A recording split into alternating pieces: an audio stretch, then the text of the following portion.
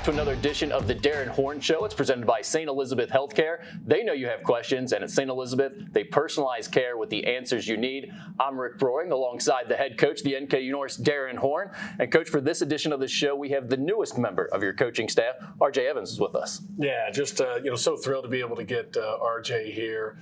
Rick, we were very fortunate to keep our staff together for 5 years, which, as you know, is hard to do anywhere, but especially when you've got a terrific staff like we've had here at, in the Horizon League. Those guys usually move on. And at the top of my list from the get-go was RJ Evans. So to be able to bring RJ in, a guy that we've worked with before, and what he brings to the table has really been a blessing for us. RJ, first of all, thanks for joining us. Appreciate you being here. Happy to be here. You come over from Holy Cross. Take us back to the moment when Coach Horn called you to bring you over to NKU or ask you if you might be interested in coming over to NKU. What was that process like for you? It was kind of crazy because even before that, I was like, man, I got to call Coach Horn this week. It was like a Sunday, and I was like, I got to give him a call just to check in on him. And then at 9:30 that night, my phone rings, and he talks to me. He says something might happen here at NKU. Are you interested? And then we kind of had some conversations, and I had to get my boss, my wife Ashley, on board, and then we decided to make the move, and we couldn't be happier.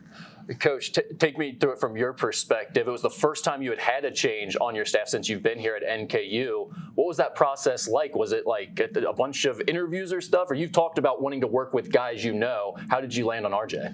Yeah, I mean, the first priority, if we can reach it, obviously, like players, talent is a requirement, and so can they do the job? I knew that because the requirement is, if we can, have we worked with him before? Do we really know this guy? What's he like in a working environment? And RJ was with us at Texas as a GA. Got to see the energy that he worked with, the way he connected with players, his knowledge of the game, and then just as an added bonus with RJ is that he was a player in our fist defense. And so, losing Eric Howard, who helped with our defense, to bring a guy in that had some familiarity with it in terms of philosophically. And again, it's the kind of defense you kind of morph from year to year and use to fit your program and where you are. But playing for the same head coach, Ralph Willard, when he was at Holy Cross, who coached me at Western Kentucky, just felt like, those two things was something that could really add to our staff. I want to get into that tie a little bit more here in a second. But RJ, when you saw that opportunity, what was it about NKU that stood out to you as, hey, that might be something I'd be interested in? I mean, obviously, the tradition here, winning program, what Coach Horn and the staff has done. But honestly, the biggest decision was the people. I mean, these are people that I trust, that I consider real friends in my life, not just coworkers. And just working with Coach Horn, Simon, Dave, and Tyler was a huge opportunity for me and my family. It was hard to turn down. Coach, you always talk about those days at Texas where basically this whole staff was together at different points and knew each other. When you think about RJ back then, what stood out about him? One, that he was a really good player. I mean, this is a guy that played at a high level, finished his career at UConn, and, would get into practice and, saw his competitive nature, saw his ability, his feel for the game. And again, I think the biggest thing is just the energy that he brought every day and the way he was able to connect with players. Some of this is, no different than players, stuff that can't be taught, right? Having a little bit of feel for what goes on in a college basketball program, connecting with players and being able to see some things. And, RJ showed that, in a major way, even as a young GA at the University of Texas when we were together. Let's go back to the Ralph Willard tie, your guys' former college coach. You guys had him at different points of your career, and RJ, I think you only had him for one season, is that right? Yeah. What was that like when you found out you had the same college coach, and what type of stories were you guys able to share? A lot of stories, a lot of similar experiences. Obviously, Coach Horn always jokes, he says, Coach Willard liked me a little more. I got yelled at a little bit less, but a lot of stories. I mean, Coach Willard is a great basketball coach. I mean, he taught me a lot about the game, and I always cherished my year with him. Wish I could have got more. And obviously, Coach Horn had a lot longer experience with him. Coach, I know he played a big role for you. What do you think about when I bring up Coach Willard's name? I mean, I would put it this way. I had an old ball coach tell me one time, Rick, if I was playing for my children's life, who would I call? You can call any coach alive or dead. Put them all up there. Coach K, John Wooden, whoever. I'm calling Ralph Willard. I think he's as good a basketball mind as there's been in our game. And then again, I've been a part of it as a player and then watched from afar. It's not easy to coach completely different ways at different places because you're programs have different needs and strengths. But he did that as a college coach, right? He was a guy that at Western Kentucky pressed for 94 feet and took a team to a Sweet 16, and then goes to Holy Cross and has to play a totally different way because he's recruiting a different kind of player, and then still goes, I don't know how many NCAA tournaments, and put the absolute fear of God in Kentucky, in Kansas, and in Marquette in 2003 when I was on the staff at Marquette. We were fortunate to win that game in the first round to advance. Maybe the most interesting part of all that and how it ties into NKU is what you brought up before, the fist defense that you guys were familiar with, that you now run here at NKU. What was it about that defense and that style that you thought, you know what, I'm going to bring that back when I become a coach one day? I think philosophically, defensively, we want our team to be a special preparation for the opponent. But I think the other thing is, let's be honest about this when we talk about it ad nauseum, right? This thing is all about what happens in March, right? And that's going to be a one-shot deal. We say 3 days in March because you got to win 3 games to win your conference tournament and get there. But it's also 3 days if you get to the NCAA tournament, because if you win one, you got a day in between, and then you got one more. But all of this is about a single matchup, and can you win that game when it matters most? And I just really felt like the mentality that it builds, the flexibility, the ability to adjust on the fly in games, and your players being comfortable with it because they've done it all year, that there were just a lot of things with it that really helped. And the thing probably that maybe I don't know that I knew going into it that we now believe so strongly is it can take an elite defender like Sam Vincent and make him really, really special. And it can take a guy that has some challenges defensively and maybe hide some of his weaknesses and help him be a better defender. RJ, real quick here, I would mention that you had Coach Willard for just 1 year. Looking back, you were at Holy Cross for 4 years, and you played your final year, grad year at UConn. If I've got this right, you had 4 different coaches in your 5 years of college basketball. Is that accurate? That is correct. How did that shape your perspective on the job of coaching and also how you coach now? I see it as a blessing in disguise. At the time it was tough because 1 year, you're a freshman every year, but I saw it done 4 different ways. And I've drawn from all those guys that I've played for and coached for, and used that in my coaching career now, just like different things that I've seen and ways that I've been coached. All right, we're going to take a quick break. When we come back, we're going to talk more about the job you've done here at NKU and what's ahead for the Norse. All that and more as we continue. It's the Darrin Horn Show, presented by St. Elizabeth Healthcare. Do you have an experienced ACL doc you can recommend? I'm right here. Can you tailor treatment to me? I'm right here. Is it possible to get medical advice in the middle of the night? I'm right here. At St. Elizabeth, we provide a faithful commitment to the community, innovative treatments, and unsurpassed advancements in care. We understand you have questions, and at St. Elizabeth, we personalize care with answers you need. We live with you, build with you, grow up with you, and dream with you. At Central Bank, we belong to the same communities you do. You're our neighbors, friends, and business partners. And through the relationships we build with you every day, we consistently serve you better. That's what highly personal banking is all about. We start with you. It starts with the slice to make fresh-cut fries, the squeeze to make fresh lemonade, and the sizzle of the sub.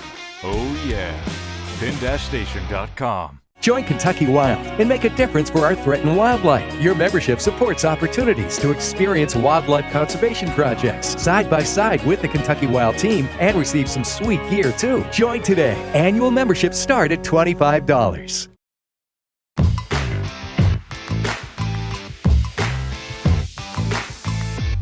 Welcome back to the Darrin Horn Show, presented by St. Elizabeth Healthcare. We're talking to assistant coach RJ Evans today. And coach, we're almost through a full regular season in the Horizon League. We got one more trip to make to Purdue Fort Wayne.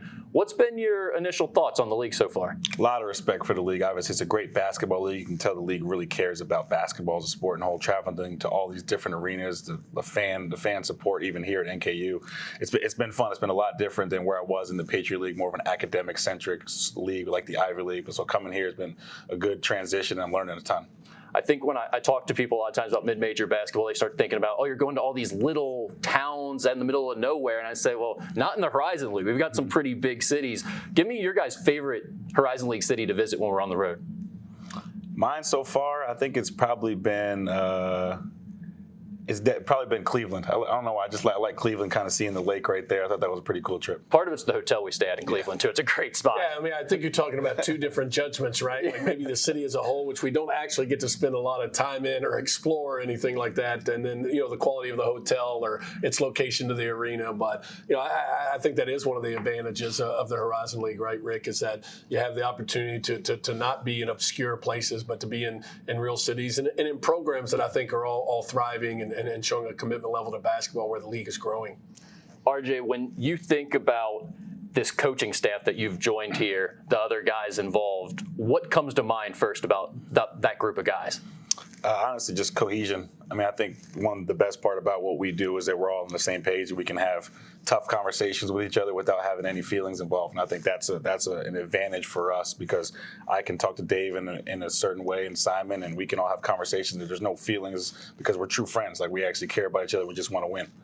Coach was talking about the fist defense, and that was part of why it was enticing to bring you on staff. And I know you guys handle things a little bit different on this staff in the sense that almost everyone has their hands in everything. You guys work together collaboratively on scouts and all of that. Do you have specific duties or roles that you're really focused on?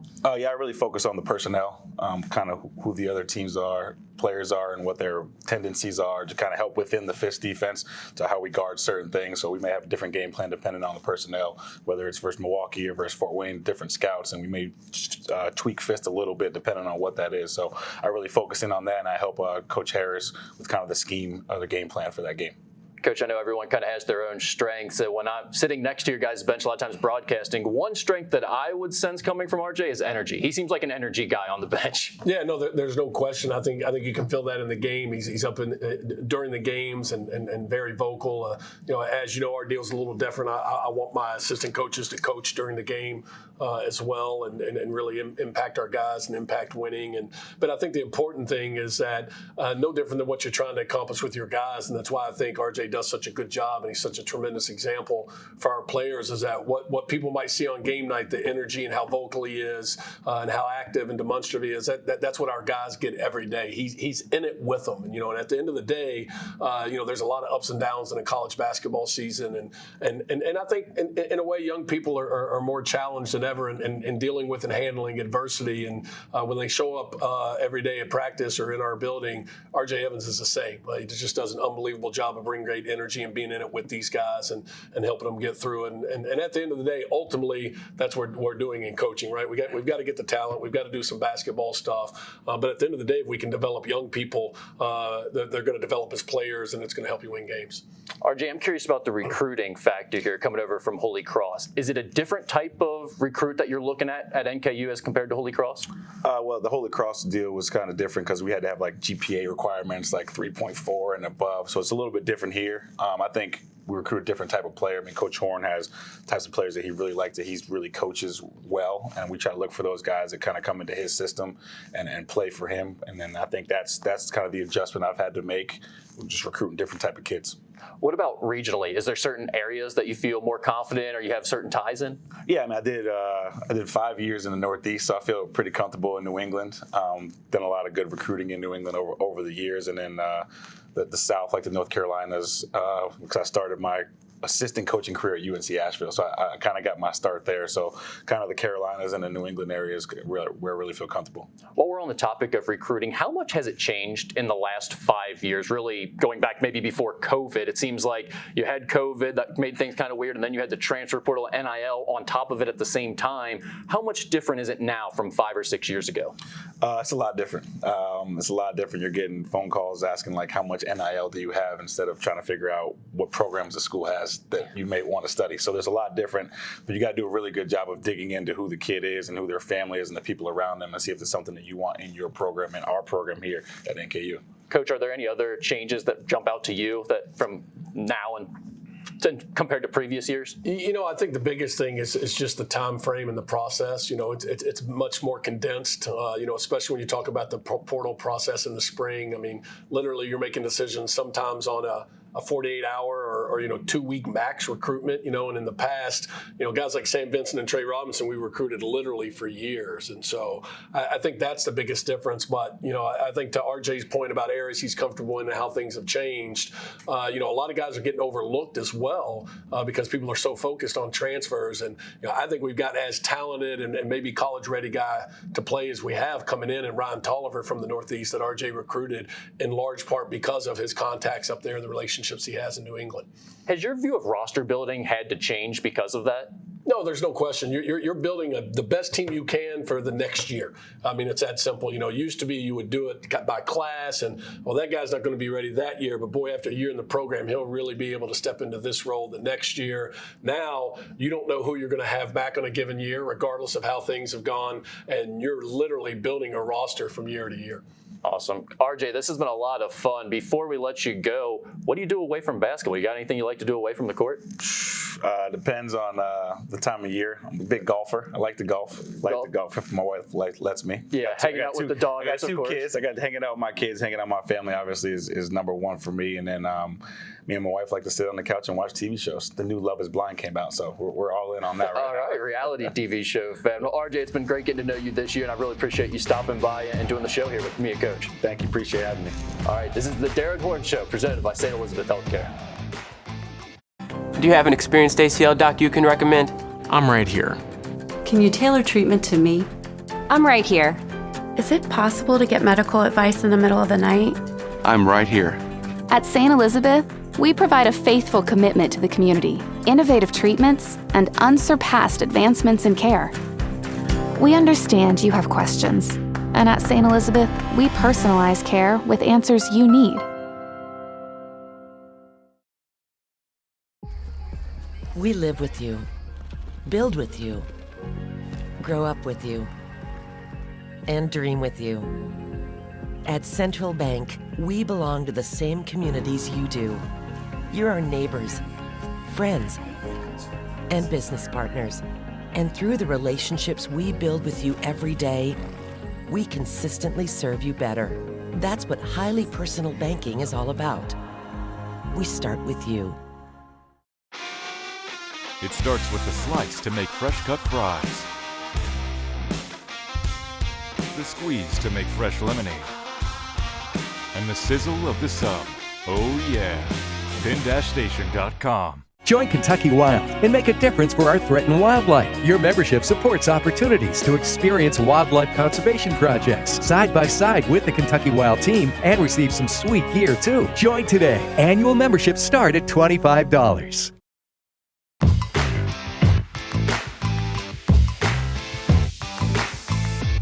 Hey, thanks for sticking around for our final segment of the Darrin Horn Show. It's presented by Central Bank. Central Bank, we start with you. It's time for our video breakdown segment. And Coach, one of the things that we like to talk about a lot on this show and within your program is player development. And when I think about that term, the poster boy for that, in my opinion, of guy who's made the most progress from the time he came into your system until now is Trey Robinson. When I think about both the way he's developed physically and also the way he's developed mentally and his overall game, the positions you guys have put him in, he really seems to embody that player development moniker. No, he really does. And I think you just said it, Rick. It's really three things, right? We're going to develop your body.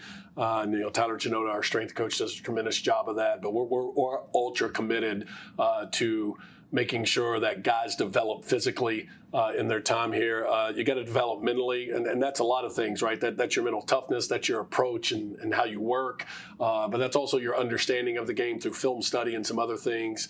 And then lastly, your actual game, not only your skill level, but being able to do it and see it and to put them in positions to utilize it during the games, right? Well, and that's kind of what we're going to take a look at here with this video, right? We're going to see some of the spots that you guys have been able to put Trey Robinson in that's made him so successful, especially on the offensive end. Yeah, one of the reasons we wanted to put this system in a couple of years ago is the versatility it provides for all players. In Trey's case, because of his size and skill level, it starts with transition. Now, this could be a different thing for every guy in our program, but, a lot of times he gets easy baskets literally just by running the floor and making sure that he's giving great effort in transition. And Trey's a unique guy where he can get it with his athleticism running. You see a little skill level there to cross over and still go finish.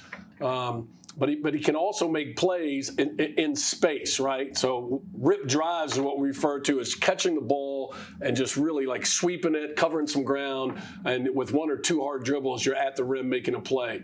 Again, because of Trey's athleticism and size, he's able to do that all the way to the rim. He's able to do it with a little touch shot like you see in that last clip, and from different areas of the floor, specifically from the wing on what we call a lifted floor rig, and then also from the elbow, kind of top of the key area.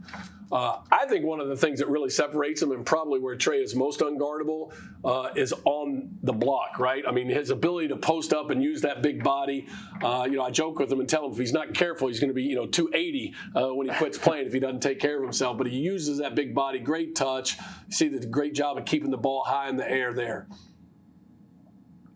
We talk about versatility. You can't be versatile if you only play on the outside and take jumpers, right? You got to be able to do that part of it, play physical inside, and that's something that Trey can really do. That's a great point, Rick. So many people think versatility is a big stepping out and like shooting a three. We actually like the reverse. We like a guy that can play on the perimeter doing some things, going down around the basket. Here you see the rip drive was cut off. Now you turn it into a dribble back down, which basically becomes like a moving post up, right? You're creating a post up for yourself. Trey does such a good job. See the patience, the balance. All right, little fadeaway shot. Again, that's a shot he works on. That's not something that just happens on game night. Just the development and feel on these to get to that back down, essentially a post up off of the dribble. I mean, that's an action that you guys have worked on since he got into the program as a freshman, too. No question. Here you see sort of a rip drive, but out of an elbow ISO, right? Making sure that he gets the basketball. Baseline out of bounds is a great opportunity for this. Get him the basketball in a place where he's got some space and he's isolated and he can use his size, his skill, and his athleticism to score. This is something that's huge in our system. A lot of ball screens with him, slipping out of it. That's called a short roll, that the NBA started first years ago, where instead of setting the screen, you kind of get out of it quick or slip or slide out. People have different terms for him, but we want to hit him in that where, again, he can make some plays on the move. You see the defense gets a little hung up, two guys on the ball briefly. He's able to get behind the defense, catch, and just go make some plays. I think most fans understand pick and roll to the rim or pick and pop to the perimeter. That's kind of in between, right? It's absolutely in between. And then the ability to step out and shoot the ball. And this is where I think he's really improved, with a lot of players. And Trey's a great example of this, Rick. If they're in the gym just shooting, they can shoot a high percentage. But some of that is understanding the geography of the floor during the game and understanding, am I going to be able to get a shot, and seeing it kind of one pass ahead before the ball comes to you is really improved in that area. And then the final thing here is just how he moves off the ball, right? Yes, exactly. Being a cutter, and again, the bigger and the more physical you are, the more effective your cutting can be. And it's something that he's really improved at. And again, some of this is a mental thing first, right? Seeing that the cut is going to be there and the timing of being able to do it. And then I think for Trey, another big thing, and we want this for all of our guys, some guys are just built better for it, is getting fouled and getting to the foul line. Has done a tremendous job, especially this season, in a variety of ways, whether it's off a post-up or a drive or even getting to the offensive glass. That's not something we put on here, but that would be the 10th category of where he can go score the basketball and be impactful. And Trey has done that as well as anybody on our team this year, being physical and getting to the foul line. And it's such a great play because it's an opportunity to get easy free throws, obviously. You get a foul on the opponent, individual, and towards the bonus, right? And you get an opportunity to set your defense, maybe change your defenses or sub while the free throw's going on. So we love getting to the foul line. Seeing him play with that poise and balance, the multiple pivot moves that he's been showing recently. Those are some of the ones that really gets the defenders off balance and makes it hard for them to defend without fouling. Yeah, the most important thing of playing around the basket and really in basketball in general, but especially around the rim when there's going to be a lot of contact, is not the moves that you have, but just playing on balance. And when he's done that, he's been really effective. And you and I talked after several of the games, specifically the Wisconsin trip. I think the guy should be getting close to 30 a game. I think we're still leaving some on the table, and so we're going to continue to grind and try to help make him even better and more efficient and productive with the games he has left. Well, he's come a really long way since his freshman season when he was a skinny guy that came on campus, just kind of shooting jump shots and floating around out there. But I know you guys are really proud of the work that he's put in and also the rest of your staff has put in. Yeah, we're really proud of Trey Robinson, and I think you make a great point, Rick. Our staff is so instrumental in that. Our assistant coaches have done a phenomenal job of getting in the gym with our players, Trey specifically, spending time with them, watching film with them to help with that development and build that confidence. All right, well, it was another good episode. We appreciate RJ Evans joining us on the Darrin Horn Show. You guys have been watching another edition of the Darrin Horn Show presented by St. Elizabeth Healthcare.